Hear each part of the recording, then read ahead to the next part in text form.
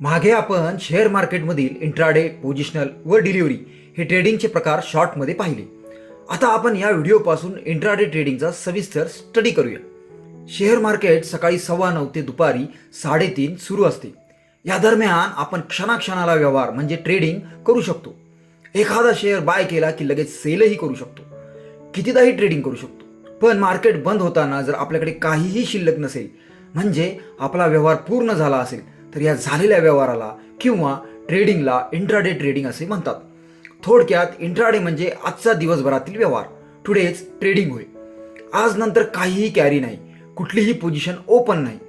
Intraday trading करीत असताना आपण बाय करून नंतर सेल करतोच, परंतु येथे आधी सेल करून नंतर बायही करता येतं, म्हणजे उलट व्यवहारही करू शकतो. यास शॉर्ट सेल असे म्हणतात. त्याबाबत पुढे सविस्तर बघणारच आहोत.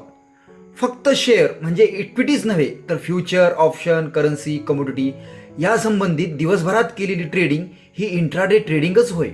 इंट्राडेचा संपूर्ण व्यवहार आपणास ट्रेडिंग प्लॅटफॉर्ममध्ये पोझिशन या मेनूमध्ये दिसतो. इंट्राडे ट्रेडिंग करताना त्याकडे दृष्टिकोन काय असावा, त्यासाठी मिळणारं मार्जिन मनी म्हणजे काय व स्टॉक सिलेक्शन कसं असावं हे पुढे स्वतंत्रपणे बघूया.